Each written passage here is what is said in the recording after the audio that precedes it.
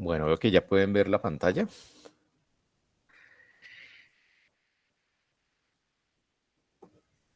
Bien, entonces, en la última sesión habíamos visto, antes del ensayo triaxial, habíamos visto trayectorias de carga, trayectorias de descarga y las principales diferencias asociadas a esas trayectorias en la respuesta general de un sistema geotécnico. Particularmente habíamos hablado de dos situaciones, la carga a corto plazo o descarga a corto plazo y la carga o descarga a largo plazo.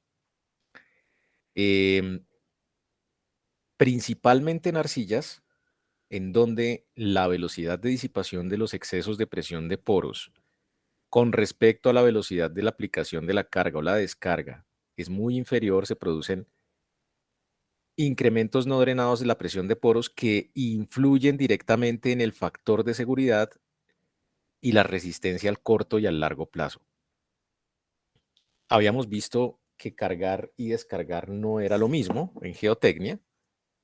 Eso quiere decir que particularmente una situación de carga que implica incremento del esfuerzo normal promedio, es decir, incremento del invariante S positivo o incremento del invariante P positivo. Esas son trayectorias de carga. Entonces, en esas trayectorias de carga, el momento más crítico de la resistencia y el factor de seguridad se presenta al final de la construcción, en el corto plazo, principalmente porque se producen incrementos no drenados de la presión de poros que para cambios volumétricos cero y una resistencia no drenada constante, se producen entonces disminuciones del factor de seguridad. Eso es algo fundamental. Entonces, el incremento no drenado de la presión de poros que se genera al final de la construcción en procesos de carga para una resistencia no drenada constante produce básicamente un factor de seguridad mínimo probable al final de la construcción. Ese factor de seguridad empieza a subir a largo plazo a medida que se disipan las presiones de poros. Procesos de carga. En procesos de descarga sucede lo contrario. Hay, digámoslo así, incrementos negativos de la presión de poros. En la descarga se tienen, a ver, incrementos del esfuerzo normal promedio negativos en las trayectorias, lo mismo que, bueno, en delta P, delta S o delta P, cualquiera de las dos invariantes axisimétricas eventualmente. Entonces vamos a tener aquí decrementos, si se quiere, o incrementos negativos de la presión de poros. La resistencia sigue permaneciendo relativamente constante porque tenemos una carga no drenada y el factor de seguridad al corto plazo es mayor que al largo plazo porque a medida que se recupera la estabilización de la presión de poros, que en trayectorias de descarga tiene una connotación bien importante y es que disminuye al final de la construcción, pero luego aumenta cuando ya todo está construido, pues entonces allí el factor de seguridad más pequeño está al largo plazo.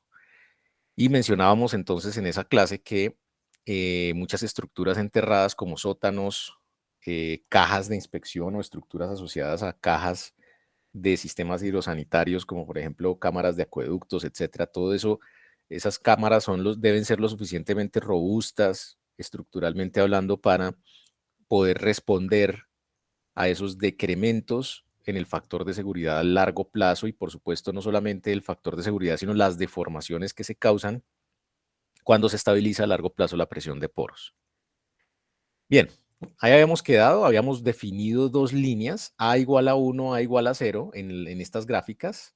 A es el incremento no drenado de la presión de poros, bueno, expresado adimensionalmente mediante el parámetro de Skempton en condiciones triaxiales. Entonces el A igual a 1 es materiales normalmente consolidados, A igual a 0 materiales sobreconsolidados.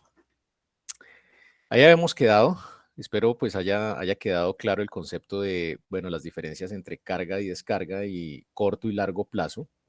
Entonces, en arcillas es fundamental identificar la resistencia no drenada al corto plazo, pero entender que esa resistencia no drenada, que es básicamente la que tiene lugar aquí, donde estoy señalando la flecha, ¿sí? Esa resistencia no drenada al final de la construcción es una resistencia que hipotéticamente no se asocia a cambios de volumen. Entonces, como no se asocia a cambios de volumen, es una resistencia en la cual, si bien es cierto que parte de los esfuerzos cortantes los está absorbiendo el esqueleto mineral, la mayor parte lo está absorbiendo la presión de poros, la fase fluida. Bien. Entonces, ahora, precisamente para tener el contexto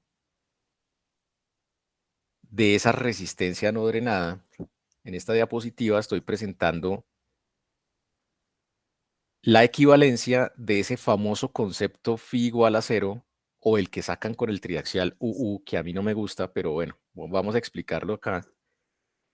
Y la relación que tiene esa resistencia no drenada con los parámetros de resistencia efectivos. Es importante mencionar que esta comparación o esta equivalencia funciona principalmente para suelos de origen sedimentario, para arcillas, en condiciones geostáticas, ¿ok? A la izquierda, ustedes pueden ver un elemento de suelo como el que hemos venido trabajando en clase. Acá tenemos, voy a colocarle aquí, permítanme, los ejes X, Z, nuevamente a ese diagrama. Y el elemento A está en equilibrio con P' en el plano horizontal, el esfuerzo vertical P' y el esfuerzo horizontal es K0 P'. Entonces, permítanme que aquí este P' va a ser igual a nuestro sigma prima Z. El esfuerzo efectivo en la dirección Z, ¿ok? Ese va a ser P', aquí en este caso.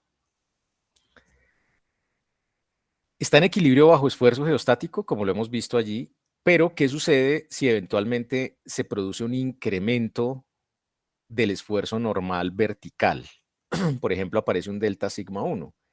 Pues naturalmente vamos a tener un incremento de esfuerzo normal horizontal menor que el incremento de esfuerzo delta sigma 1. ¿Ok? Así como tenemos un incremento de esfuerzo delta sigma 1 y delta sigma 3, naturalmente el incremento de delta sigma 3 es menor que el de delta sigma 1, pues vamos a tener un incremento en la presión de poros. Ese incremento en la presión de poros pues está definido por la ecuación de Skempton, ¿no? Delta U igual a B que multiplica delta sigma 3 más A por delta sigma 1 menos delta sigma 3. Ese es el incremento de presión de poros aquí, en condiciones que se denominan, a ver, ese enfoque se llama Shansep. No sé si lo han escuchado en algún momento, pero esto que estoy explicando aquí es una idealización bastante fuerte de lo que realmente sucede en los suelos, pero bueno, es una herramienta que tenemos. Entonces, permítanme, voy a anotar aquí la ecuación de delta U. Delta U es B. B es parámetro de presión de poros de Skempton en condiciones isotrópicas. Ese vale 1. Delta sigma 3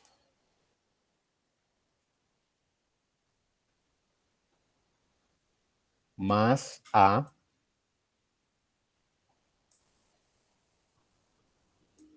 por delta sigma 1 menos delta sigma 3. Listo.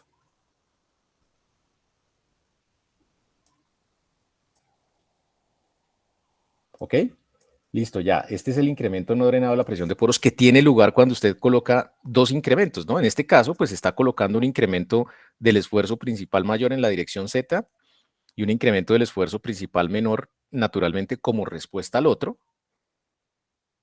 Y pues delta sigma 3 sigue siendo el normal promedio menor. Perdón, el esfuerzo normal menor, sí, principal. Entonces estábamos en que hay un enfoque que se denomina Shansep, no sé si lo han escuchado. Ese Shansep es una idealización de depósitos de suelos sedimentarios.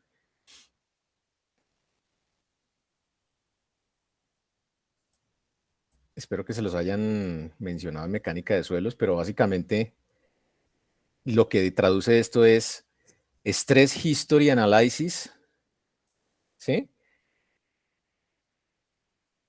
In Sedimentary Deposits. Entonces, eso quiere decir básicamente que la resistencia al corte no drenada al corto plazo va a depender del estado de esfuerzos y de la historia de esfuerzos. Quiere decir que, en definitiva, en palabras simples, el nivel de esfuerzo promedio, la invariante S o la invariante P de un elemento de suelo va a controlar la resistencia no drenada disponible en un perfil sedimentario. ¿Sí? En palabras simples.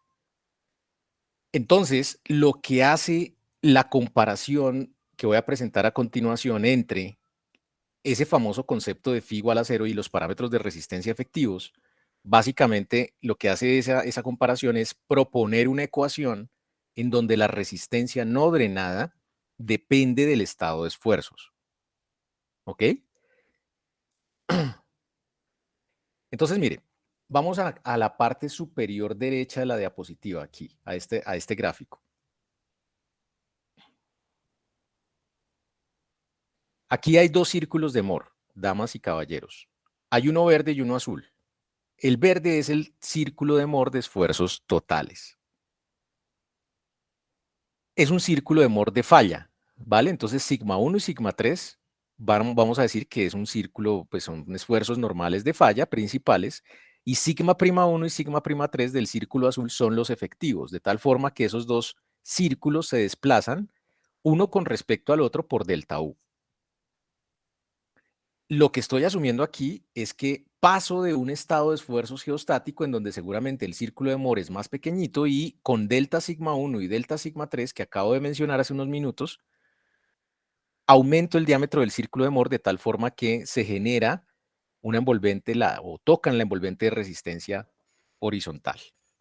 Ese envolvente de resistencia horizontal, recuerden ustedes que pues es un concepto en el cual se niega de plano la fricción entre partículas. Eso no es del todo cierto, incluso en resistencia no drenada. Entonces acá vamos a tener ese famoso concepto que a mí no me gusta, phi igual a cero, pero que muchos trabajan todavía así. Listo. Y acá tenemos, entonces, para valores de sigma igual a cero, vamos a tener lo que denominamos S sub U, resistencia no drenada o resistencia tresca. De esa ya habíamos hablado en la clase anterior y en las anteriores, pero recuerden ustedes que ese C sub U es diferente al C sub U, que es la resistencia no drenada que se saca con el ensayo de compresión simple. Ese sí es bien weak, o sea, bien, ¿cómo decirlo? Bien chimbo, ¿no? Entonces, S sub U, entonces esta es una resistencia tresca, no drenada. Ese concepto tresca básicamente aplica para arcillas. No aplica para arenas ni para suelos gruesos, nada, solo arcillas. Bien, tenemos la envolvente de resistencia roja, en donde intencionalmente la envolvente de resistencia es tangente al círculo de Moore azul. Revisen ustedes, por favor, que el diámetro del círculo de Moore azul coincide con la envolvente phi igual a cero y coincide con la envolvente roja. O sea, es un círculo que intencionalmente se ha hecho equivalente a las dos envolventes de resistencia, tangente a las dos envolventes de resistencia, con el fin de realizar la comparación y el planteamiento de la ecuación de S sub U en función del estado de esfuerzos, ¿ok? Entonces, digamos que aquí tenemos desde el origen hasta el centro del círculo de Moore, pues allí vamos a tener sigma 1 de falla más sigma 3 de falla sobre 2, la invariante S, ¿cierto? Aquí vamos a tener S de falla. Y, por supuesto, el radio que define el punto de tangencia con la envolvente roja, pues va a ser la invariante T de falla. ¿No es verdad? Listo. Naturalmente, si quiero hallar la distancia que hay en el eje negativo de los esfuerzos normales, pues yo llego a la conclusión de que este triangulito pequeño y esta distancia debe ser igual a C por cotangente phi, C sobre tangente phi, efectivamente. Entonces queda C cotangente phi, esta distancia que se ve acá. Bien, entonces esta configuración y este triángulo, básicamente, pues si usted plantea el seno de phi en función de S sub u, que vendría siendo el radio, ¿sí? El T de falla viene siendo en este caso S sub u en el círculo de esfuerzos totales, y en el de efectivos, pues sí, viene siendo el T de falla. Entonces, planteando la ecuación, usted llega a que planteando el seno de phi le da S sub u C cotangente phi por la invariante más S de falla, que es lo que aparece aquí. Ese sigma 1 más sigma 3, recuerden, es un sigma 1 más sigma 3 de falla. ¿Vale? Coloquémoslo aquí. Listo. Entonces, transformando arriba y abajo hay que dividir por sigma 1 y sigma 3. Hay que hacer un cambio de variables aquí. Y haciendo esa, digamos, ese tratamiento matemático y el álgebra, se llega a esta ecuación. Hay que demostrar esta ecuación, damas y caballeros, como parte de una nueva tarea. ¿Sí? Esta de S sub u igual a C coseno phi más P' seno phi, K sub 0, A de falla 1 menos K 0, 1 más 2 A de falla 1 menos por el seno de phi. Entonces, hay que demostrarla, bueno. Entonces, lo que está diciendo esta ecuación es, mire, la resistencia no drenada promedio de un punto debajo de la superficie horizontal de un depósito de arcilla está en función del esfuerzo efectivo de la invariante S, pero bueno, aquí tenemos ojo que este P' es sigma prima Z, para que no se vayan a confundir con el P axisimétrico, ¿vale? Entonces es función del estado de esfuerzos, del nivel de confinamiento y de los parámetros de resistencia efectivos, Φ' y C'. En la mayoría de suelos sedimentarios, sobre todo arcillas, en la mayoría de arcillas sedimentarias, C' vale 0 o es muy pequeñito. Entonces esta ecuación se reduce a coseno phi más sigma prima z, y aparece A de falla. Entonces resulta que delta U, este delta U, pues está expresado en función de el A de falla. Y por eso, pues digamos aquí, básicamente el delta U está expresando qué sucede en términos de esfuerzos efectivos para el momento en el cual se hace la equivalencia entre una envolvente de resistencia C phi y esa envolvente famosa de resistencia phi igual a 0, que todavía se utiliza mucho. Bien, entonces, si me lo preguntan, pues si yo tengo que resolver un problema de estabilidad o de deformación, sobre todo de estabilidad en arcillas, pues yo hago triaxiales CU, ¿sí? Porque el triaxial CU me da, como veíamos en la clase anterior y en la práctica de laboratorio del día viernes pasado, pues el CU le da a usted, perdón, el triaxial CU le da la envolvente de resistencia en totales y en efectivos. Y casi que usted mide directamente la resistencia no drenada en términos de dos ángulos. Phi U, dos parámetros, perdón, phi sub U y C sub U. Estos phi sub U y C sub U salen del triaxial CU. ¿Ok? Pero este enfoque se desarrolló pues hace ya bastantes años como para tratar de expresar la resistencia no drenada en términos de los esfuerzos efectivos.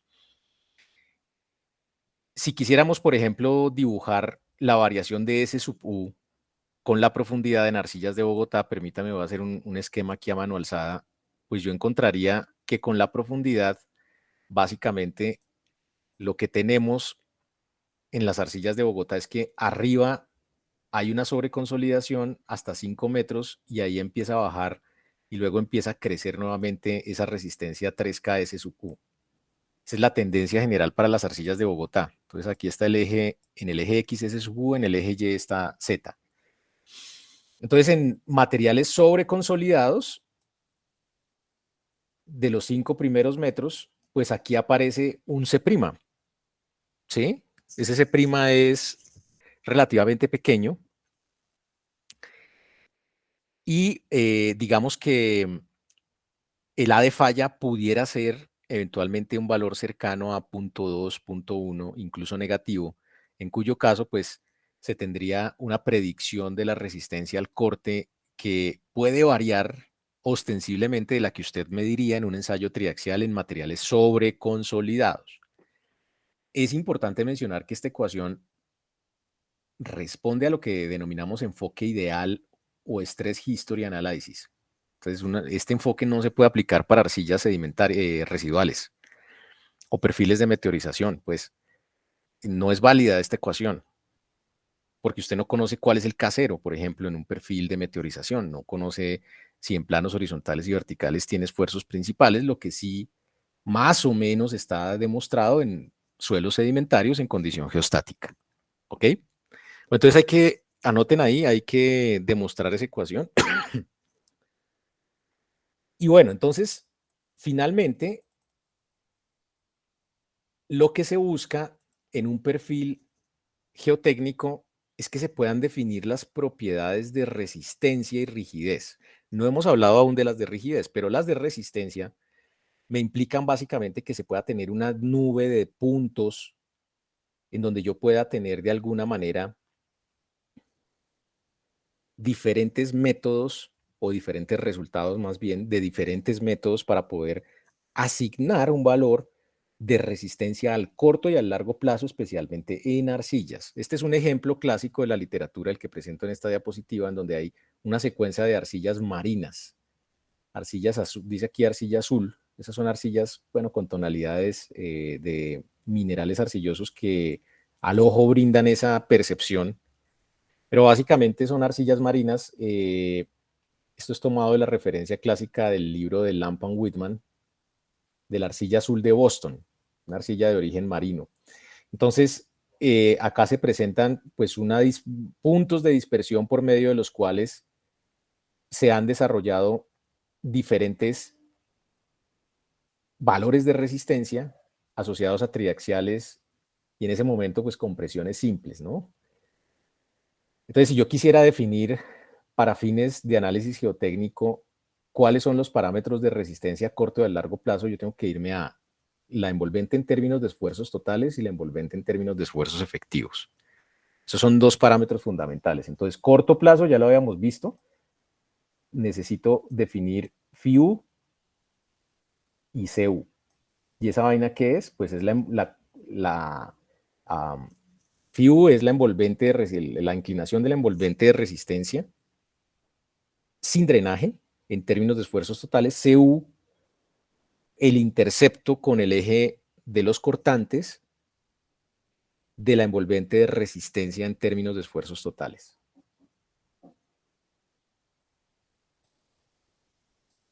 Tengo Φ' y C' como los parámetros de resistencia a largo plazo, y ya había explicado que C' tiene unas connotaciones bien importantes asociadas a lo que se denomina cohesión verdadera. O con lo que mostré en la diapositiva anterior, si usted conoce Φ' y C', pues eventualmente podría definir eso que se denomina resistencia 3KS sub U. S sub U debe ser validada y equivalente con Φ sub U y C sub U, ¿sí?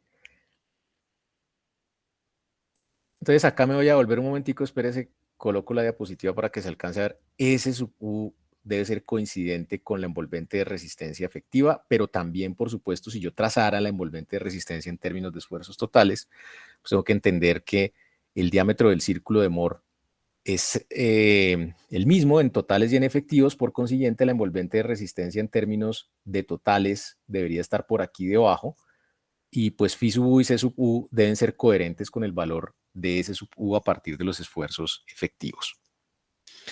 Bien. Entonces, primer punto de la nueva tarea, demostrar esa ecuación. ¿Hasta ahí hay alguna pregunta? ¿Alguna duda? ¿Alguna inquietud? Profe, eso que Sí. estaba comentando al final únicamente corresponde para el ensayo U, ¿cierto? ¿Cuál ala? El hecho de que eh, phi y C' pues correspondan al S sub U. Ese es para el triaxial. Bueno, entonces, exactamente la pregunta, ¿cuál es ala? O sea, o Todo bien. sea, pues lo que estamos hablando aquí con la ecuación S sub U corresponde Sí. únicamente para el ensayo triaxial U o también podría No. ser para el CU. Entonces, vale. La envolvente roja, usted la saca con el C1, con medición de presión de poros. Entonces, S sub U depende de los parámetros de resistencia efectivos. Eso quiere decir que S sub U sale del triaxial. O sea, usted puede hacer el triaxial C sub U y sacar la envolvente de resistencia roja y confrontar el valor teórico de S sub U. Lo que pasa es que el concepto en sí, 3K S sub U, asume que phi es igual a cero, ¿vale? Entonces, al asumir que phi es igual a cero, pues básicamente tenemos círculos de Moore que se pueden configurar eventualmente en triaxiales UU. Porque en un triaxial U, como lo hemos mencionado, pues usted no importa cuál sea el esfuerzo de confinamiento de cámara, siempre le va a dar el mismo diámetro del círculo de Moore. Entonces, para hallar CS sub U, no tendría que hacer triaxiales UU. Tendría más bien, haga un C sub U y saque cuál es phi prima y cuál es C prima, saque cuál es A de falla, y con eso predice el S sub U. Hay varias funciones, no lo he mencionado, pero hay varias funciones de S sub U en función del esfuerzo efectivo vertical. Venga, lo anoto aquí. Hay que hacer una consulta de esas ecuaciones. Yo les voy a colocar pues un taller, aparte de esta demostración, ¿no? Viene otro taller eh, para que ustedes hagan una revisión bibliográfica de S sub U en función de sigma prima z. Y también hay ecuaciones de S sub U en función de sigma prima P, del esfuerzo máximo del estado de esfuerzos en la historia geológica del depósito de arcilla, o sea, el esfuerzo de preconsolidación. Bien, no sé si respondí su pregunta o todavía tienen inquietudes. Esto es importante tenerlo claro para lo que viene. Sí, profe, gracias.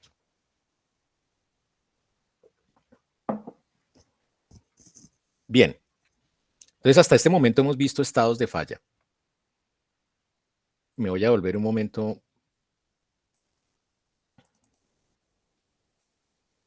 Denme un momento, por favor. Mm,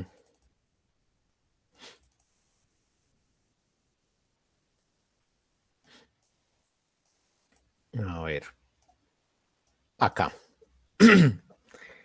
Entonces, importante, no es lo mismo cargar o descargar en geotecnia. Trayectorias de carga son asociadas a incrementos de esfuerzos promedio, trayectorias de descarga, disminuciones del esfuerzo promedio normal. Esos son los parámetros que me dicen para dónde coge la trayectoria. Pero básicamente es importante mencionar que cualquier trayectoria de esfuerzos que usted pueda generar en el espacio ST o en el PQ, en el que usted quiera, solamente puede llegar hasta los estados de falla, los estados límite que definen la envolvente de resistencia. Por encima no hay nada y por debajo pues están todos los estados de esfuerzos posibles, pero por encima de la envolvente de resistencia no hay estados posibles. Bueno, resulta que a medida que se va recorriendo una trayectoria de esfuerzos. Por ejemplo, acá se muestran las 4 de las que hablamos antes del ensayo triaxial, las 2 de compresión, una de compresión axial, una de compresión lateral, una de extensión lateral, una de extensión axial. Usted puede tener, por ejemplo, trayectorias de corte puro, ¿no? Como esta que estoy colocando acá. Esa trayectoria de corte puro usted mantiene ese constante y solamente tiene incrementos de delta T. Se utiliza muchísimo para investigación, para desacoplar, por ejemplo, esfuerzos, bueno, los efectos de los esfuerzos normales de los cortantes y estudiar los efectos de la microestructura y, bueno, cosas de esas. Usted puede tener esa o puede tener una trayectoria cualquiera con una pendiente diferente 1-1, bien sea de carga o de descarga, pero siempre va a poder llegar únicamente hasta el punto en el cual se encuentra la resistencia al corte. Quiere decir eso que la resistencia al corte al final es independiente del estado de esfuerzos inicial, ¿sí? Usted puede empezar desde este punto o puede empezar desde un punto más a la izquierda o un punto más a la derecha. Al final va a llegar a tocar el estado límite.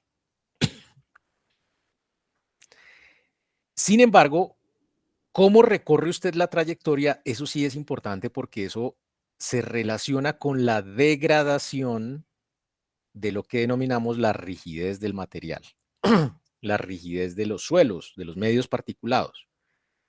Entonces, hasta este momento hemos visto estados de falla, que son los estados últimos.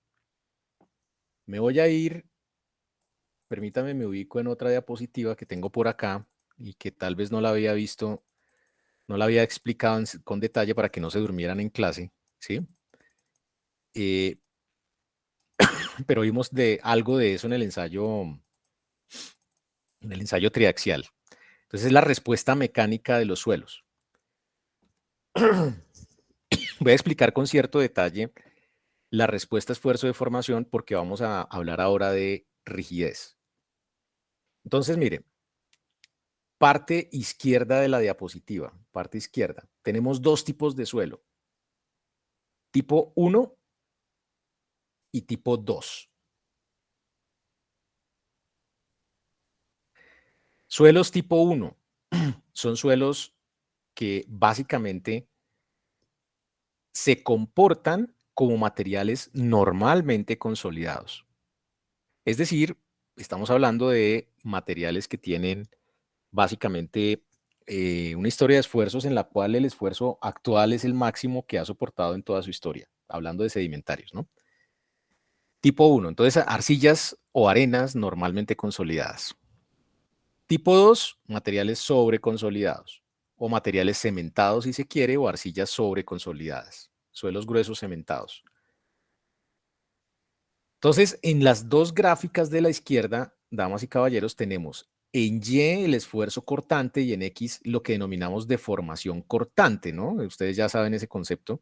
Si no, lo vamos a revisar ahorita rápidamente, luego de esta sección. Entonces, el gamma, pues es el esfuerzo, la deformación cortante asociada a un esfuerzo cortante. Y digamos que en la gráfica de abajo tenemos deformación cortante versus deformación normal en compresión y en expansión.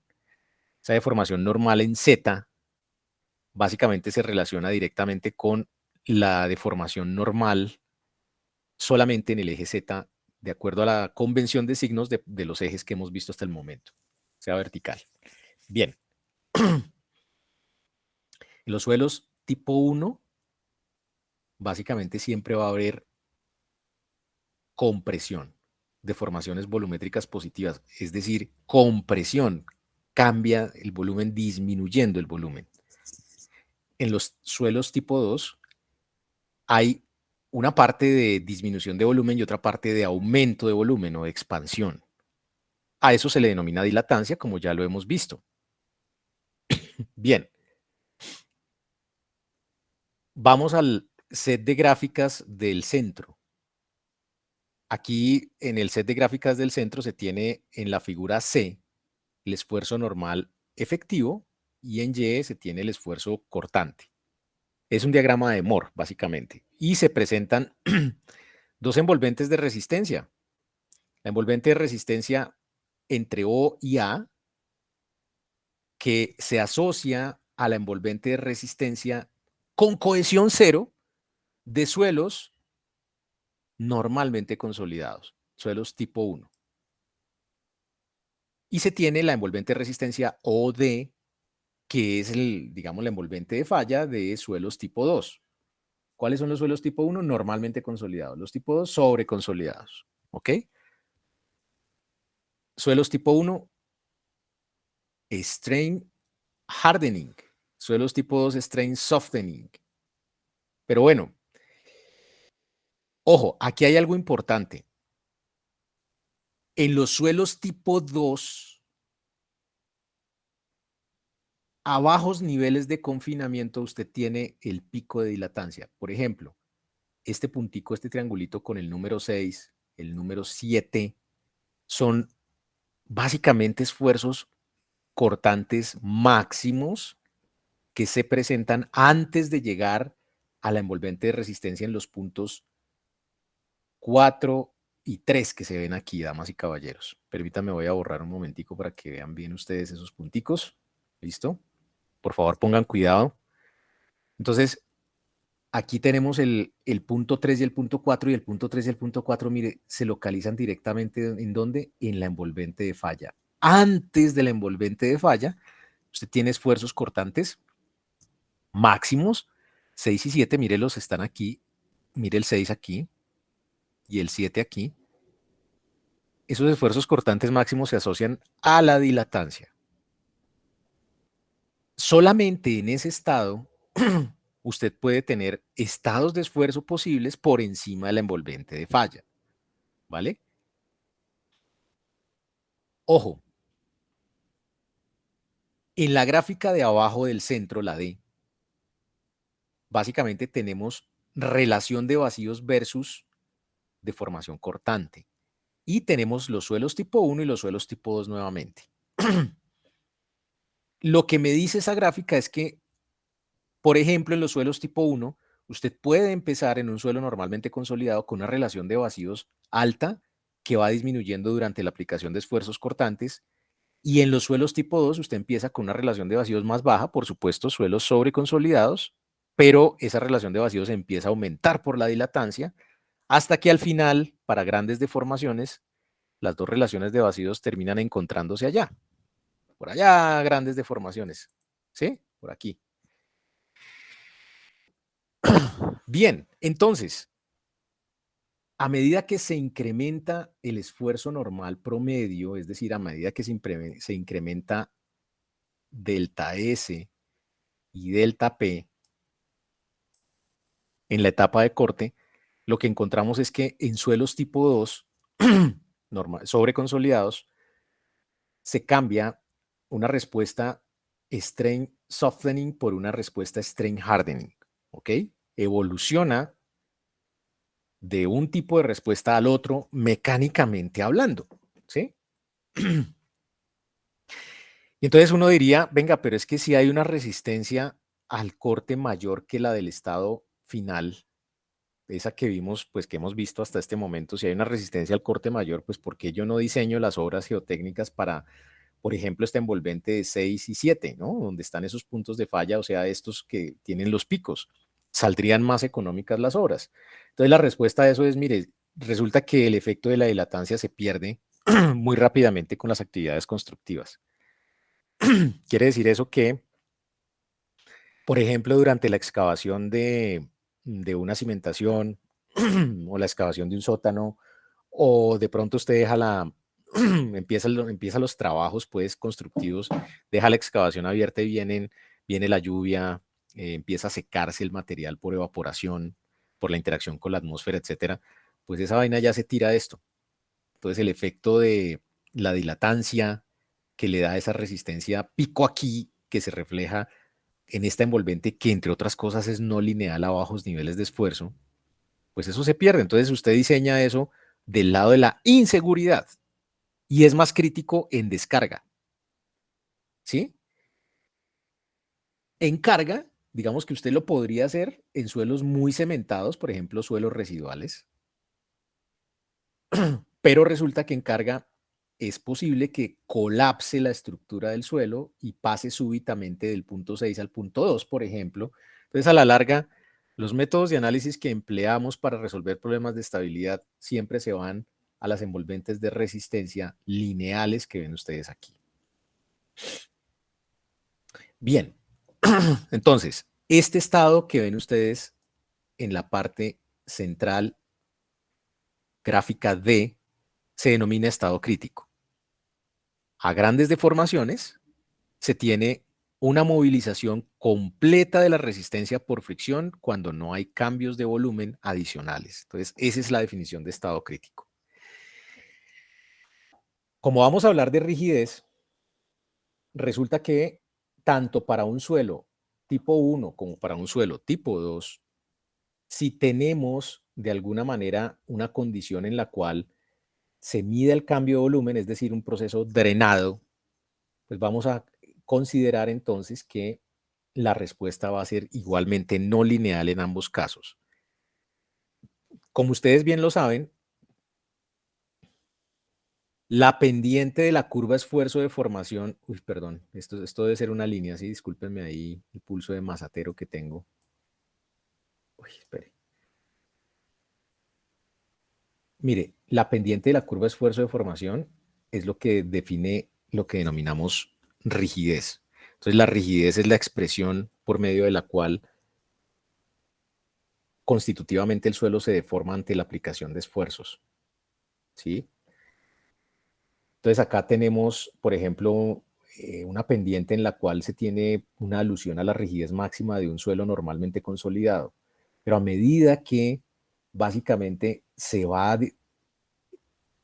aplicando el esfuerzo cortante y se va recorriendo una trayectoria de esfuerzos, pues vamos a tener pendientes diferentes y la rigidez se degrada con la deformación. Vamos a hablar entonces ahora de cómo se puede idealizar la respuesta esfuerzo-deformación desde el punto de vista de la rigidez, que es importante antes de los estados de falla. Entonces, los problemas de deformación en geotecnia naturalmente se relacionan con escenarios en los cuales se recorren trayectorias de esfuerzos sin que la trayectoria de esfuerzos llegue al estado límite o llegue a la falla. ¿Ok? Eso es muy importante. ¿Sí? Profe, una pregunta.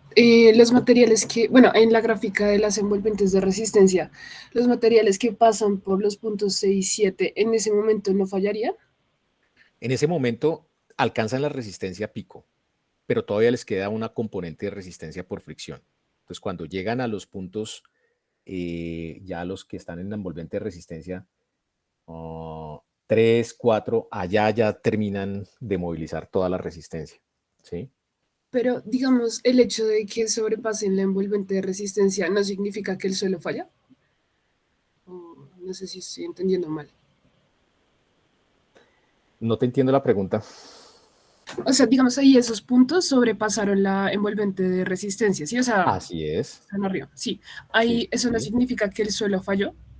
No, lo que significa es que hay un efecto asociado a la dilatancia que puede ser, 1, cementación, 2, efecto de la densidad relativa de las partículas, y ese esfuerzo cortante por eso llega a ser superior al esfuerzo que denominamos, digamos, del estado crítico, a la condición de falla, que son las envolventes de resistencia lineales. Por eso mencionaba hace algunos minutos que tú puedes eventualmente diseñar una obra, por ejemplo, con la resistencia pico, que son los puntos 6 y 7. Pero esa resistencia pico se pierde porque la dilatancia, digamos, está asociada a la respuesta de la microestructura del suelo y esa se altera muy rápido en labores constructivas. ¿Sí? Entonces, por eso, Sí, profe. Ah, perdón. sí, entonces por eso es que los estados de falla finalmente vienen siendo estos. Y hace algunos minutos postulaba que la resistencia del suelo es independiente del estado inicial, ¿no? Entonces, esta resistencia finalmente se llega al estado último independientemente de cuál es la relación de vacíos inicial y si hay pico o no en la curva esfuerzo de formación. Listo, profe. Profe, también ahí cuando hablo de que se puede hacer un diseño con esos puntos máximos donde sea la dilatancia, dijo que saldría más económico. ¿Por qué?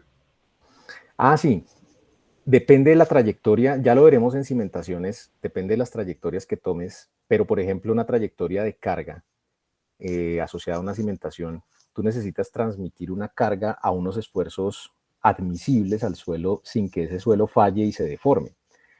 Entonces, digamos que para fines prácticos, lo que se necesita es hallar un área a una profundidad de apoyo. El área sale más pequeña si tú utilizas la resistencia de 6 o 7, el área de contacto de una cimentación. Pero resulta que esa área de contacto, si el nivel de esfuerzos hace que la dilatancia se pierda y las labores constructivas hace que la dilatancia se pierda, pues queda al final en una condición en la cual esa área pequeña no es suficiente para soportar la carga, ¿ves? Entonces, finalmente se diseña para OA, y el diseño implica que el estado límite de resistencia pues va a ser el asociado a la fricción de las partículas. Listo, profe, gracias. Espero no haberte confundido más. No, sí, entendí, gracias. Listo, entonces, permítame, me voy a ir ahora. Vamos a hablar de la rigidez. Bueno, entonces, ¿por qué es importante la rigidez? O tener clara, porque mientras uno recorre mientras el suelo recorre la envolvente, una de las trayectorias hasta llegar a la envolvente de resistencia, la rigidez se degrada. ¿Ok? Eso es bien importante. Entonces, esto está también contenido en la presentación. Bueno, ustedes ya conocen los conceptos de deformaciones normales y deformaciones cortantes. Bueno, solamente para poner en contexto lo que viene, debemos decir que en un punto en el medio continuo, si tenemos esfuerzos normales, vamos a tener deformaciones volumétricas de disminución o aumento de volumen, sin distorsión angular. Aquí en esta diapositiva se muestran un elemento cúbico donde hay 3 esfuerzos perpendiculares entre sí, sigma X, sigma Y, sigma Z, ¿vale? Esos esfuerzos, al ser esfuerzos normales principales, inducen naturalmente un cambio en el volumen del material sin distorsión angular, o sea, los planos verticales siguen siendo verticales y los horizontales siguen siendo horizontales, solamente que disminuye el tamaño del cubo. Vamos a imaginarnos por un momento que el cubo es elástico, es decir, cumple con la ley de Hooke. Esfuerzos y deformaciones serán proporcionales, directamente proporcionales. Y vamos a asumir por un momento que si sigma Z, sigma X y sigma Y se relajan, pues el cubo vuelve a su estado original y el trabajo es 0. Entonces podemos definir lo que denominamos deformación unitaria en X, en Y y en Z como el acortamiento instantáneo de delta sigma Z, delta sigma X y delta sigma Y, perdón, delta Z, delta X, delta Y, sobre Z, X y Y, que es pues, digamos, la longitud original de cada uno de los lados del cubo. La deformación unitaria volumétrica total es la suma de las 3 deformaciones unitarias volumétricas. Bueno. Esfuerzos normales, deformaciones unitarias normales, las épsilon. Los cortantes tienen un efecto de distorsión angular. Eso quiere decir que un cortante no se asocia a la disminución o aumento de volumen, pero en esta idealización se asocia a una distorsión angular y aparecen las deformaciones unitarias gamma. Por ejemplo, aquí se presenta este cubo que inicialmente pues es un cubo y se le aplica un par de esfuerzos cortantes tau, ¿sí? Ese tau induce un delta X y delta X sobre Z, pues me da la deformación unitaria ZX, ¿ok? Bien, esa deformación unitaria cortante en geotecnia se desacopla de la deformación unitaria normal para muchos problemas de aplicación. Entonces las deformaciones Z no suceden en el modelo constitutivo, pues que vamos a ver, no suceden simultáneamente a las gamma. Esa es una limitación fuerte, pero bueno, que ha sido resuelta con métodos numéricos, por programas computacionales. Bien.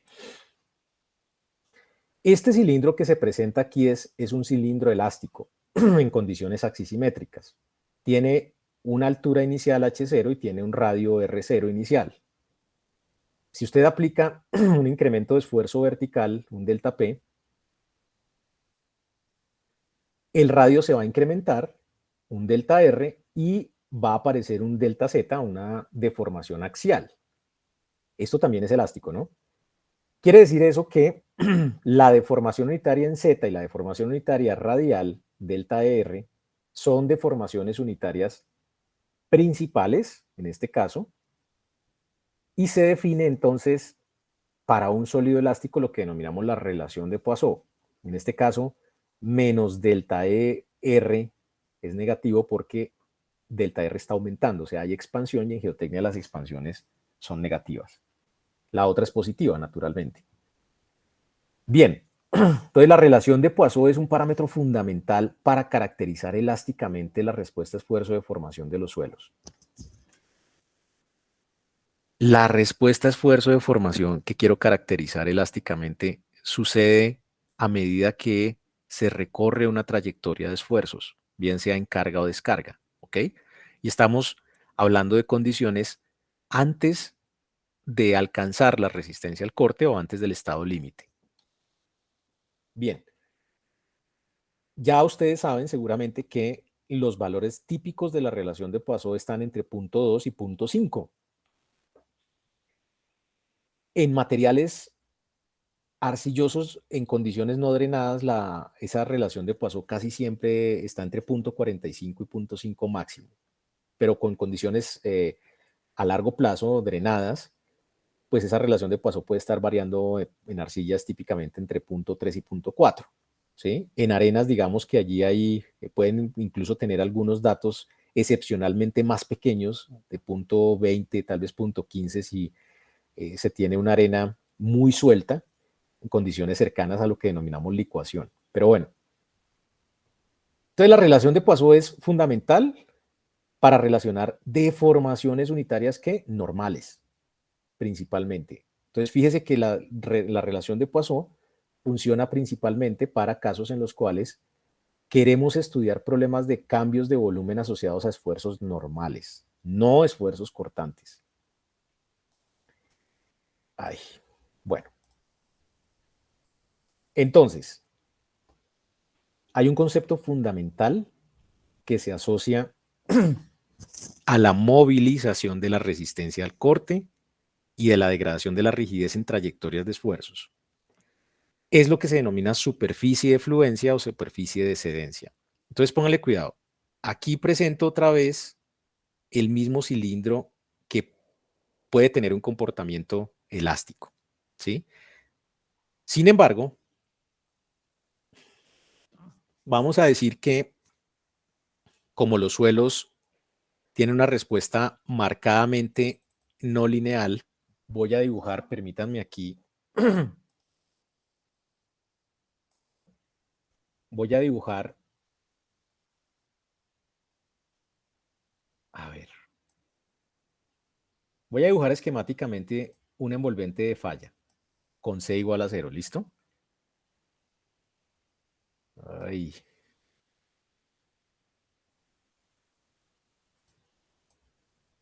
Entonces acá tengo phi a largo plazo, phi prima, sigma, tau, voy a dibujar un círculo de falla, ahí está más o menos, y a ese círculo de falla, digamos que si partió de una condición geostática, pues básicamente voy a encontrar en un espacio. Sí, adelante. Profe, una pregunta, no sé si estoy entendiendo bien algo. Cuando son esfuerzos y fee efectivos, ¿estamos hablando a largo plazo y cuando son totales corto plazo? Así es. Sí, señor, muy bien. Ok, listo. Vale, profe, gracias. Listo. Entonces, espere que estoy aquí dibujando otra vez la línea, pero en ST, ¿listo? Entonces en ST este es alfa, ¿no? Recuerden ustedes, no es phi, sino es alfa. Entonces digamos que voy a analizar el comportamiento de una trayectoria de esfuerzos pendiente 1, 1. Lo estoy haciendo arbitrariamente para mostrar un poco cómo funciona esto, ¿ok?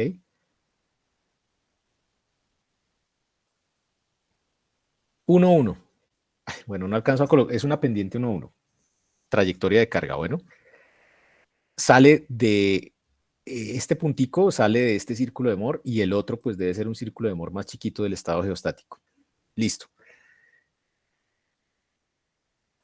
Voy a borrar este para descargar un poco. Bueno, entonces,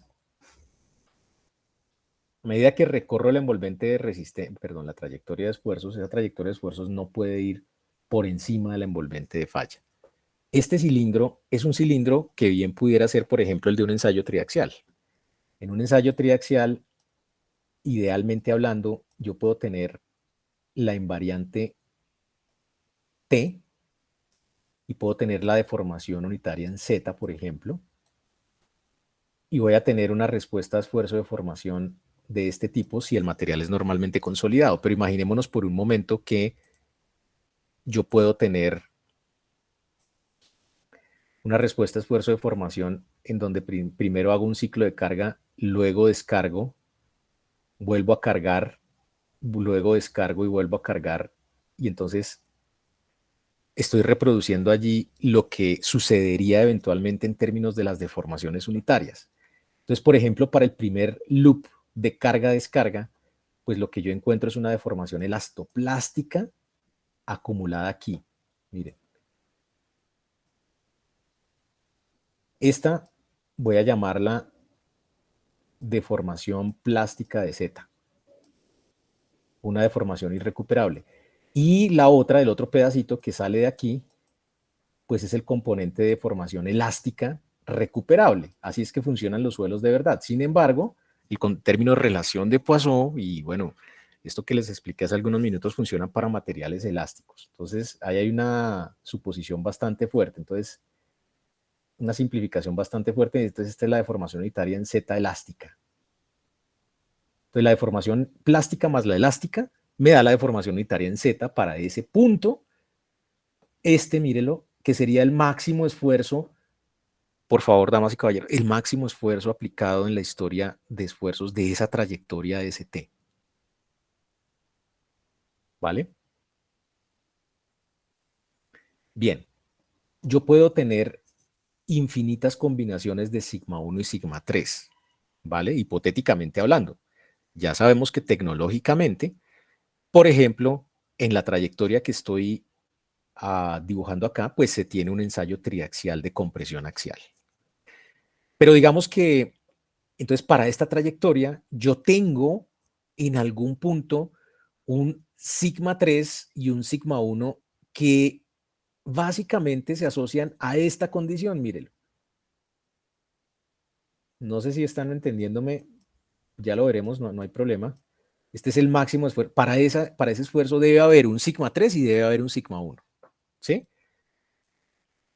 Al ser el máximo esfuerzo para ese primer loop, voy a encontrar algo que se denomina superficie de fluencia. Entonces, mire, este puntico que está aquí, lo estoy pasando aquí, lógicamente lo estoy haciendo de forma arbitraria, pero quiero decir que es el punto en el cual se tiene el máximo esfuerzo soportado en la historia de esa trayectoria. Quiere decir que puntos para diferentes combinaciones de sigma 1 y sigma 3 que eventualmente pueden suceder, diferentes a esta trayectoria, por supuesto. Por ejemplo, si tengo sigma 3, 0 y sigma 1, pues un incremento del esfuerzo normal vertical, pues entonces acá voy a tener, por ejemplo, este punto, pero puede también haber una trayectoria en la cual sigma 1 sea 0 y sigma 3 sea mayor a 0, ¿sí? Entonces, que será este punto. Entonces, aquí estoy dibujando un punto sobre esa curva que se denomina AB como curva de fluencia o de cedencia o límite del comportamiento elástico. Quiere decir que ese puntico azul, mire que estoy dibujando acá, es un punto que se encuentra en alguna parte de esta trayectoria. Claro, entonces lo que estoy tratando de explicarles básicamente es que habrán puntos de la trayectoria de esfuerzos en donde eventualmente el comportamiento sea elástico, pero después se vuelve elastoplástico el comportamiento porque aparecen deformaciones irrecuperables en el esqueleto mineral, hasta que pues claramente se toca la envolvente de falla. ¿Sí? Bien, entonces, primer concepto importante, curva de fluencia o superficie de fluencia, superficie de cedencia, constituye la superficie que nos da el límite del comportamiento elástico del suelo. El límite del comportamiento elástico. Quiere decir que dentro de la superficie de fluencia se cumple la ley de Hooke. Bueno, hipotéticamente hablando, ¿no? El límite del comportamiento elástico dentro de la superficie de fluencia. La superficie de fluencia afuera no pueden haber estados posibles, ¿sí? Lo que pasa es que, por ejemplo, cuando usted carga, descarga y vuelve a cargar, por ejemplo, en el segundo loop que acabo de explicar, pues lo que pasa es que la superficie va a empezar a crecer. ¿Me hago entender? Entonces ya no va a ser AB, sino el AB, ya la superficie puede estar acá, mucho más grande y el espacio elástico pues es más grande. ¿Me hago entender? Esa es la naturaleza elastoplástica del suelo. En fin, dentro de la superficie de fluencia, usted tiene comportamientos asociados a, digamos que, no digo la ley de Hooke, pero por lo menos los esfuerzos son proporcionales a las deformaciones.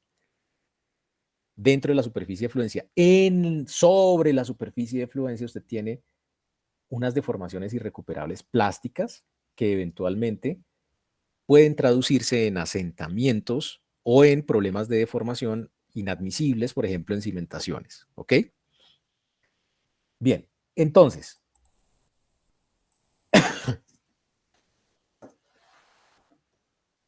esta gráfica representa en X la deformación unitaria cortante, el gamma que veíamos anteriormente, y en Y vamos a tener el módulo de elasticidad de corte. ¿Ok? Si usted conoce el módulo E, módulo de Young, conoce el módulo G, conoce la relación de Poisson, usted puede tener los tres parámetros que caracterizan la respuesta a esfuerzo de formación dentro de la superficie de fluencia de un suelo. O puede tener G y E, o puede tener G y nu, la relación de Poisson, o puede tener E y nu, la relación de Poisson. ¿Sí? Si tiene dos de los tres, al menos ya puede hallar el tercero. ¿Me hago entender? Entonces póngale cuidado a esta gráfica. Aquí hay en X deformaciones cortantes, pues asociadas al módulo de corte, que ya todos ustedes conocen seguramente. Hay deformaciones que van de 10 a la menos 4% hasta 10%. ¿Ok? Límite inferior, límite superior. Y entonces, lo que nos dice las tendencias del eje Y de la gráfica de la variación de G con esa curva S invertida es que básicamente la rigidez al corte, el módulo de elasticidad G, se degrada a medida que aumenta la deformación cortante. ¿Sí? Es lo que nos dice la gráfica. Hay dos líneas conceptuales que aparecen aquí, dos líneas verticales que están localizadas en 1 por 10 a la menos 3 y en 0.1%. Esas líneas han sido propuestas por varios autores y digamos que hoy en día ya pues es algo ampliamente aceptado en geotecnia y es básicamente las líneas que separan la zona de muy pequeñas deformaciones, very small strain, pequeñas deformaciones, small strain y large strain. Entonces, para que ustedes me entiendan mejor, voy a dibujar otra vez aquí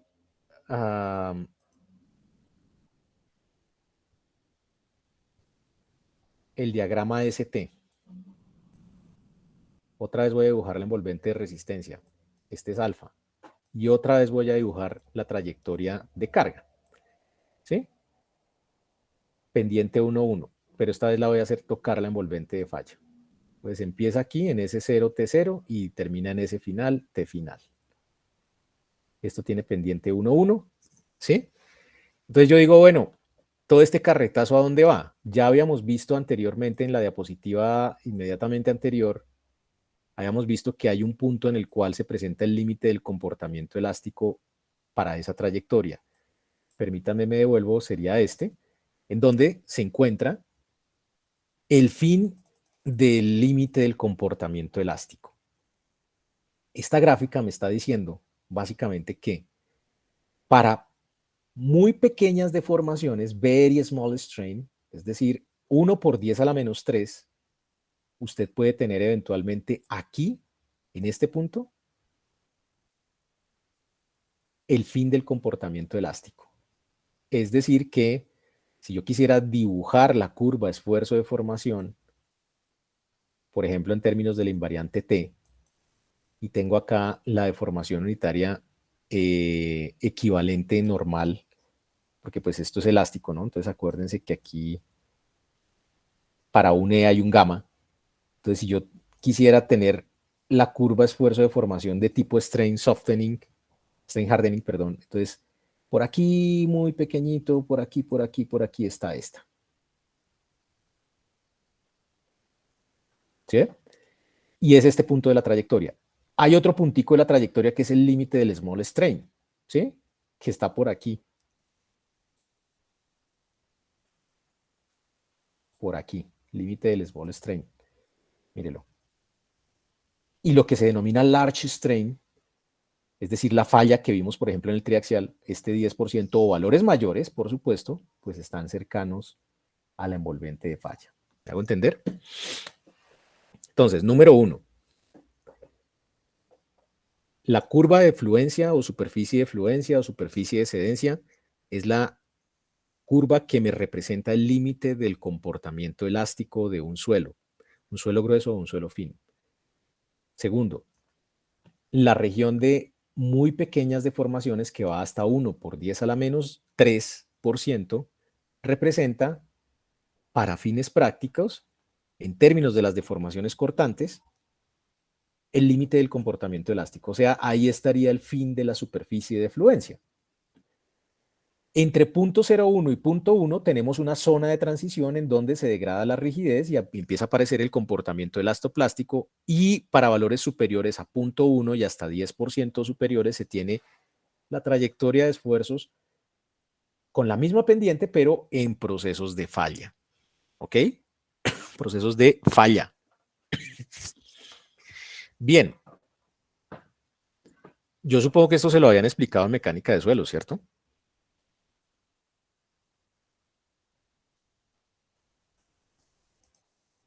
¿No? Profe, pero el parámetro G realmente no, o no lo recuerdo o no me queda muy claro. Usted, bueno, todos saben cuál es el E, ¿cierto?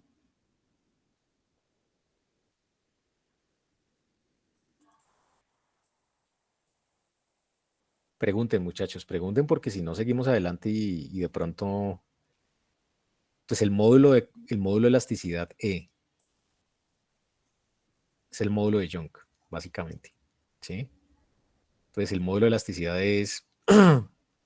sale de los incrementos de esfuerzo normales y las deformaciones unitarias normales. Módulo de elasticidad G, módulo de corte, se asocia principalmente a incrementos de esfuerzo cortante versus deformaciones unitarias cortantes. Relación de Poisson se asocia principalmente a deformaciones unitarias normales perpendiculares entre sí.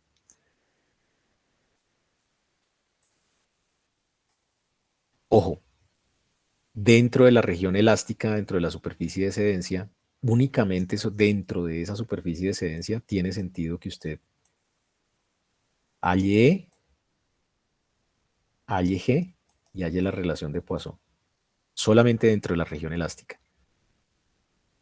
De lo contrario, pues está metiéndose con un problema de comportamiento elastoplástico. Eso es bien importante, ¿no? Entonces, dentro de la región elástica, este carretacito que les acabo de echar básicamente es porque en el intervalo de muy pequeñas deformaciones es que usted debe cumplir la hipótesis de que el material es elástico. Bueno, para fines prácticos, pues yo me imagino que el material es elástico hasta más o menos punto 1, ¿no? Pero pues ustedes ya saben que la rigidez se ha degradado bastante hasta punto 1. Y realmente los estados de falla empiezan de ahí para arriba. Estamos hablando en este momento de la degradación de la rigidez.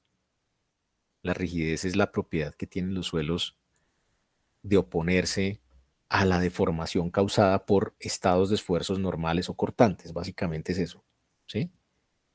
Nos sirve para hablar de problemas de deformación. Entonces, mire, hay diferentes ensayos que le permiten a usted hallar parámetros de rigidez. Varios ensayos. Los parámetros de rigidez son el módulo de elasticidad y la relación de Poisson. ¿Cuál módulo de elasticidad? El E y el G. O puede hallar E y relación de Poisson y deducir G, o puede hallar G y relación de Poisson y deducir E. ¿Ok? Bien. Entonces usted tiene, por ejemplo, los ensayos geofísicos. Espero los hayan visto en suelos, pues en la introducción de caracterización del suelo. Esos ensayos geofísicos se basan principalmente en la propagación de ondas en campo y usted mide velocidades de onda a partir de tiempos de llegada de onda entre dos fuentes de energía mecánica. Por ejemplo, el downhole o el crosshole son ensayos geofísicos que le permiten a usted determinar velocidad de onda cortante. También está la refracción sísmica, la dispersión de ondas superficiales, etcétera, varias técnicas geofísicas. Esas técnicas geofísicas le permiten hallar a usted parámetros de rigidez en el intervalo de muy pequeñas deformaciones, in situ, ¿no? Porque el nivel de deformaciones de los ensayos geofísicos es inferior a 10 a la menos 3%, ¿vale? Hay otros ensayos in situ como el CPTU, el dilatómetro de Marchetti, el presurómetro de Menard. Todos esos le permiten a usted hallar eventualmente rigidez en el intervalo de pequeñas deformaciones a las muy pequeñas deformaciones. Algunos de esos le permiten llevar los estados de esfuerzo in situ hasta la falla, no todos. Y eventualmente usted puede tener mediante ensayos de consolidación parámetros de rigidez a grandes deformaciones. Bueno, no grandes deformaciones, aquí, en 0.1%, básicamente en el intervalo en el límite de las pequeñas deformaciones a las grandes deformaciones, ¿ok? Y el triaxial CU también le permite hacer eso. Entonces, como lo expliqué el viernes, hay una instrumentación local que se le coloca a los ensayos, pues a las muestras, en donde usted puede hallar pequeñas deformaciones en el triaxial e incluso en el intervalo de muy pequeñas y pequeñas deformaciones, pero el que hicimos allá, básicamente el deformímetro que tiene el ensayo que pudimos ver el viernes pasado es el de grandes deformaciones, el large strain, que se asocia a estados de falla, ¿ok? Bien. Entonces, en definitiva, esta gráfica reproduce nuevamente los intervalos de pequeñas y muy pequeñas deformaciones de la diapositiva anterior, pero en esta oportunidad ENGIE tiene el módulo de corte normalizado con el módulo de corte máximo y las deformaciones cortantes en X. Es lo mismo. Entonces, cuando hablamos de cimentaciones o trayectorias de carga, usted los asentamientos los tiene que hallar básicamente en el intervalo de pequeñas deformaciones. Y la capacidad portante que vamos a resolver posteriormente, problemas de estabilidad, va en el intervalo de grandes deformaciones. Lo mismo sucede en estructuras de contención, en cimentaciones profundas. En taludes vamos a tener problemas en el intervalo de grandes deformaciones. O sea, en taludes casi que no interesa en un análisis convencional cuánto se deforma la masa del talud antes de la falla. ¿Sí? ¿Me hago entender? Y digamos que aquí hay una recopilación de algunas de las técnicas más importantes y el nivel de deformaciones que se imprime en las técnicas de laboratorio y de campo. Acá los tenemos, entonces ahí se los dejo básicamente lo que ya les acabé de mencionar hace algunos minutos. Bien, por ejemplo, la relación de Poisson a partir de técnicas geofísicas se halla con relaciones de velocidades de onda, de velocidad P y velocidad S. ¿Sí? En laboratorio, la relación de Poisson solamente se puede hallar, medir con instrumentación local de deformaciones como las que les mostré en el laboratorio. Bien. Entonces, cuando hablamos de rigidez o degradación de la rigidez, nos referimos principalmente a la deformación o al desarrollo de deformaciones normales y cortantes en un punto, en un medio continuo. ¿Listo? Entonces, hasta este momento, conceptos importantes. 1. Superficie de fluencia. Es el límite del comportamiento elástico para diferentes combinaciones de sigma 1 y sigma 3, esfuerzos principalmente. Bueno, número 2, intervalo de pequeñas y muy pequeñas deformaciones. Se tienen en esos intervalos para deformaciones inferiores a 10 a la menos 4 y 10 a la menos 1 respectivamente en porcentaje, los límites de los parámetros elásticos donde realmente el suelo puede considerarse como un material que cumpla la ley de Hooke.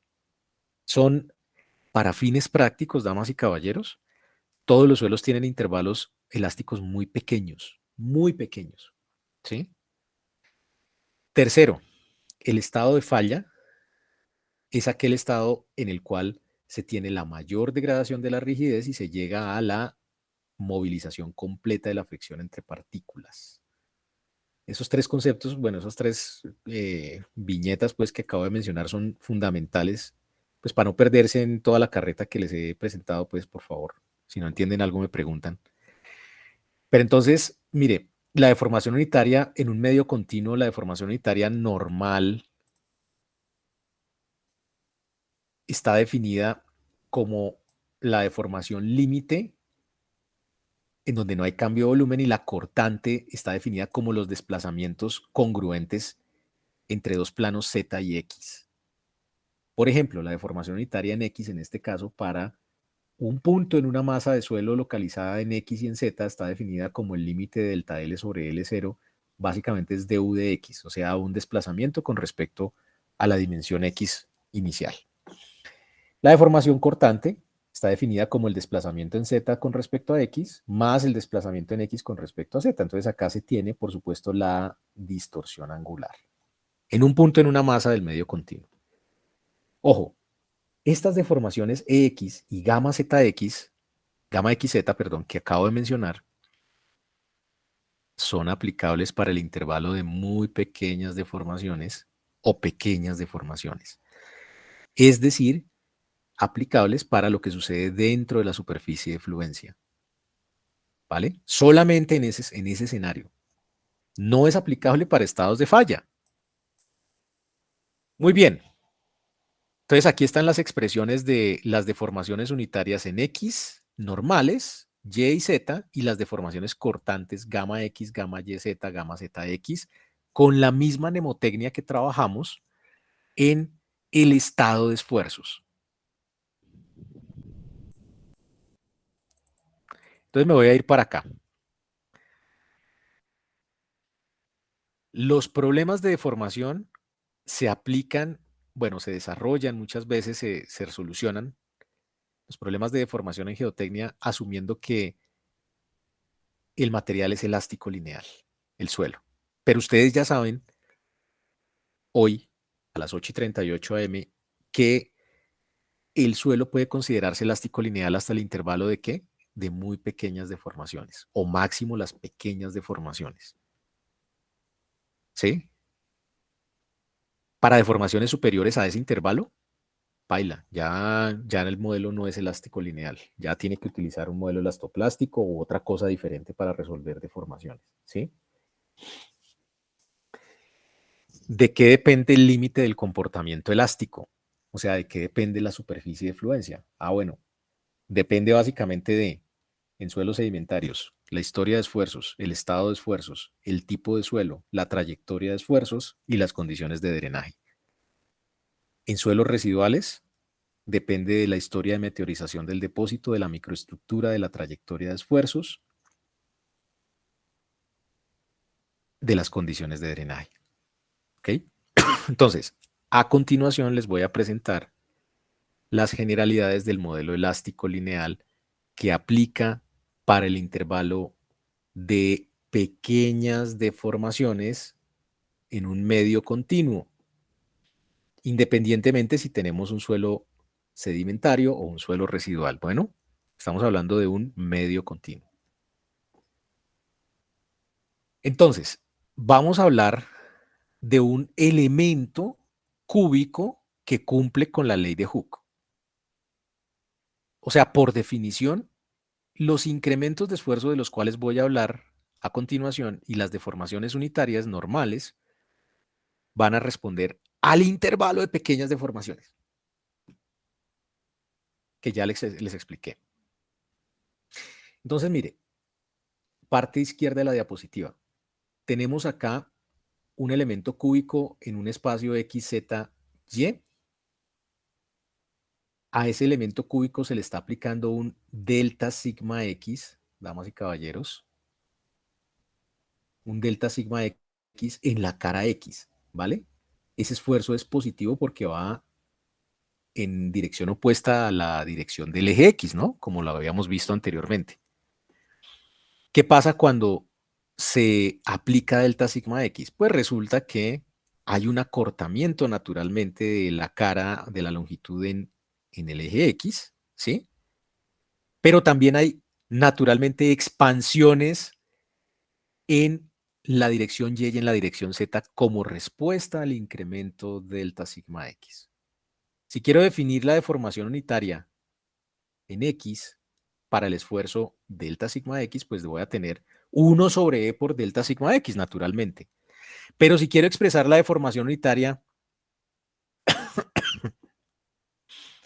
en los mismos ejes causados ahora por incrementos de esfuerzo que eventualmente pueden llegar a ser en Z o en X, entonces tengo que multiplicar eso por menos nu sobre E, delta sigma Y y delta sigma Z, respectivamente. ¿Me hago entender? Quiere decir eso que si quiero expresar la deformación unitaria en X únicamente en función de los esfuerzos principales perpendiculares entre sí en las tres caras que son perpendiculares entre sí, pues encuentro que la deformación unitaria en X es 1 sobre E por delta sigma X menos nu sobre E por delta sigma Y menos nu sobre E por delta sigma Z. Esta ecuación, la número 13 de las diapositivas que ustedes tienen, me va a permitir hallar la deformación normal en términos de los esfuerzos. Y aparece el módulo de elasticidad. Repito, ese módulo de elasticidad, ¿para qué intervalo es válido? Para el intervalo de pequeñas deformaciones. Pequeñas deformaciones. ¿Qué son pequeñas deformaciones en los suelos? Deformaciones inferiores a 0.001%. Muy pequeñas deformaciones inferiores a 0.1%. O sea, son deformaciones que básicamente si usted trata de verlas a ojo, no las ve. ¿Me hago entender? Así de pequeñas son. Esos desplazamientos que causan esas deformaciones tan pequeñas no se pueden ver al ojo. Bien, dicho esto, pues yo tengo naturalmente que la deformación cortante es proporcional al esfuerzo cortante y al módulo G de corte. En definitiva, puedo hacer esto mismo que he hecho con la deformación unitaria en X, lo puedo hacer con la deformación unitaria en Y y la deformación unitaria en Z. De tal forma que llego a plantear la ecuación matricial del modelo lineal elástico. Entonces hay que plantear esta ecuación, bueno, hay que demostrarla. Junto con la demostración que les mencioné al inicio de la clase de hoy.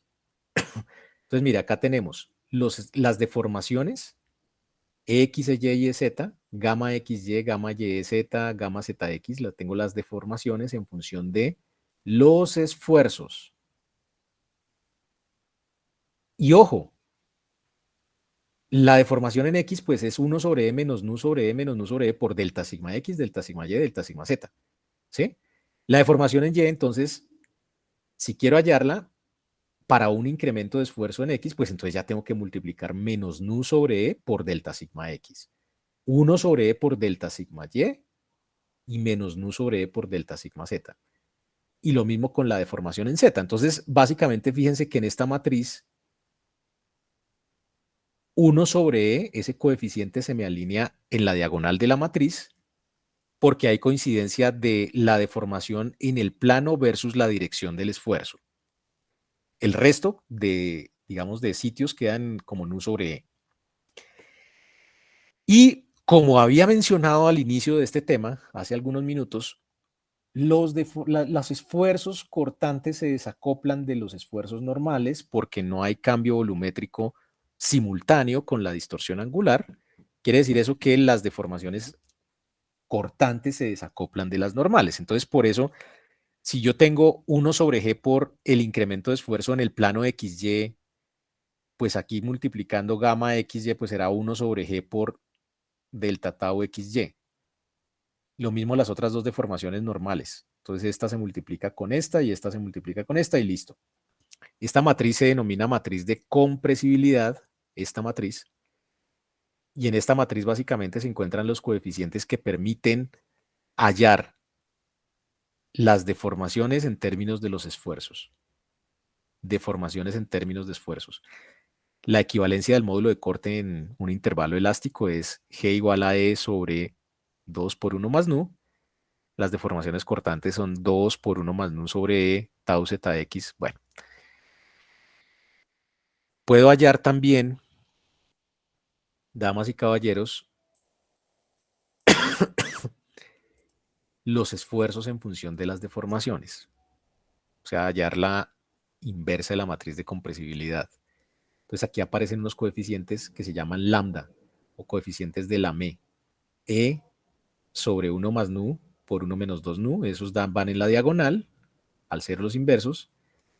Perdón, esos van en puntos en estos sitios de la matriz que no coinciden con la diagonal, este lambda. Y en la diagonal está lambda más 2G, el módulo de corte. Los esfuerzos en función de las deformaciones. ¿Ok?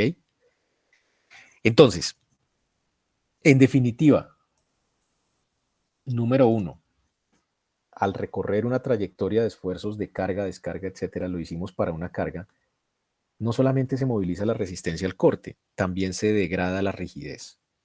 Número 2, el límite del comportamiento elástico corresponde al punto de cedencia o punto de fluencia localizado sobre la superficie de fluencia. Número 3, el límite del comportamiento elástico de los suelos se encuentra en el intervalo de muy pequeñas a pequeñas deformaciones. Para fines prácticos, el límite máximo del estado elástico es 10 a la menos 1% en los suelos, para fines prácticos.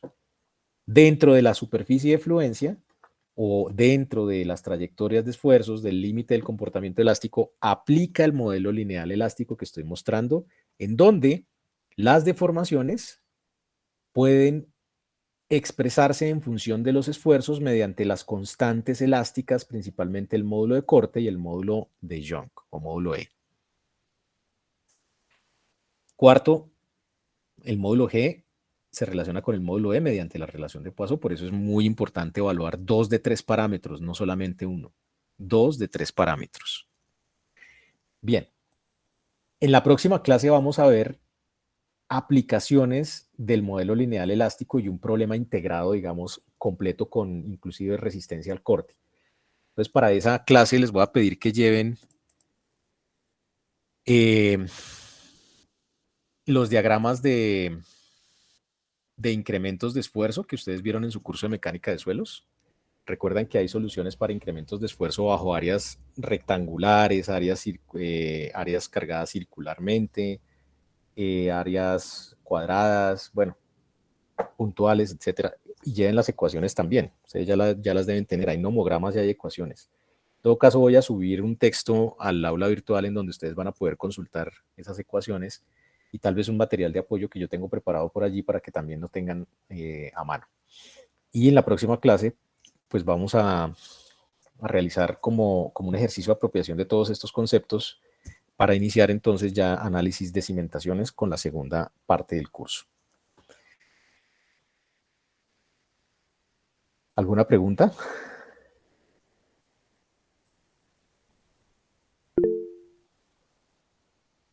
Adelante.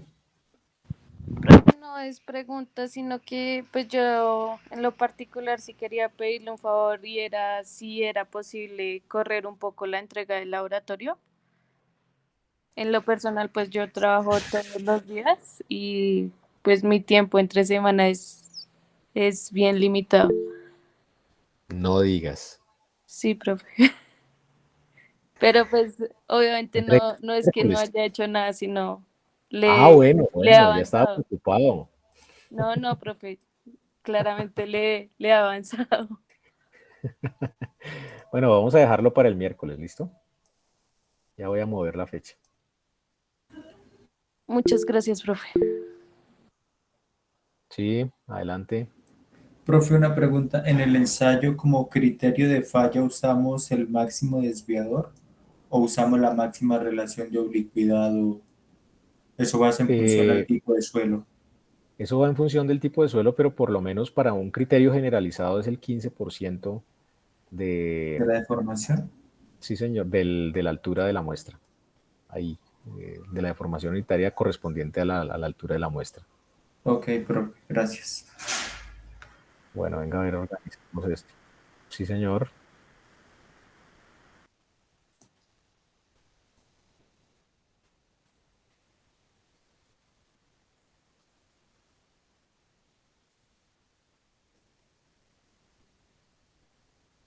¿Cómo?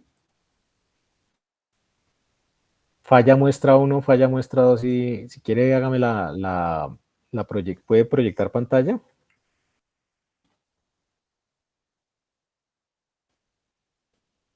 Y ya le indico.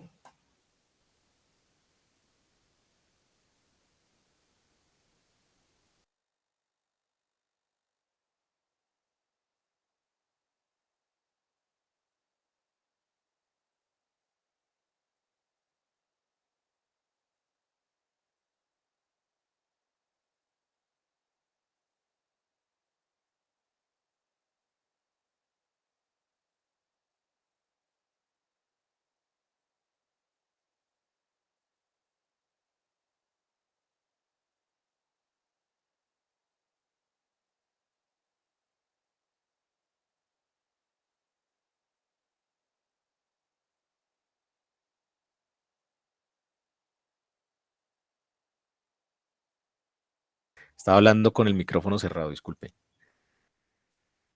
Entonces, le estaba diciendo que el esfuerzo que aparece ahí en la pestaña es el esfuerzo de la cámara, o sea, el sigma 3 efectivo. Falla muestra 150 kilopascales, quiere decir que 150 kilopascales fue el esfuerzo de cámara para esa falla. 300 y 700 kilopascales. Profe, pero si son esos datos, entonces la presión radial que aparece como datos en la hoja de Lo que pasa Excel. es que, ojo, porque usted tiene esfuerzo radial y tiene presión de poros, ¿no? Pues el esfuerzo radial, acuérdese que es el esfuerzo que le aplica a la cámara, a la muestra en la cámara, pero la presión de poros, la resta de ese menos el otro, le debe dar el esfuerzo efectivo de confinamiento. Ah, la diferencia entre ellos dos, o sea, entre Sí, señor. presión de confinamiento y la contrapresión. Sí, señor. Ah, ok. Sí, sí, Pues realmente ese esta es es como promedio, ¿no? redondeada. 150 es promedio, pero realmente pueden haber variaciones ahí mínimas, pues experimentales. Eso es lo que toca ver, así es.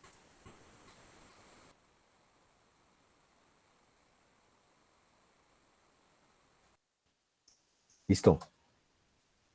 Entonces nos vemos el miércoles si todo sale bien, allá en la universidad. Adelante. Profesor, qué pena. Lo que sucede es que yo soy el del caso de que no poseo asignaturas inscritas y pues Ah, ya hice la carta y pues me corrigieron y pues sí, precisamente ya tengo la firma de 3 docentes para lo de esto, ¿qué es? Constancia de asistencia a clases. Me solicitaron, sí, pues he estado con todo ese problema para sí. radicar la carta y pues precisamente esperaba hoy verme con usted para presentarle la carta, profesor. ¿Hay manera de pronto de que le haga envío de manera digital y la Pues revise? sí, sí, mándela. Oiga, yo le envié a usted la invitación al Classroom, pero todavía aparece como invitado y usted no ha aceptado. ¿El No, correo profe, tampoco le ya funciona? ahí estoy unido al Classroom. Oye, tan raro. Ah, ok, bueno, Sí, sí. listo. Sí, Sí, mándela, profesor.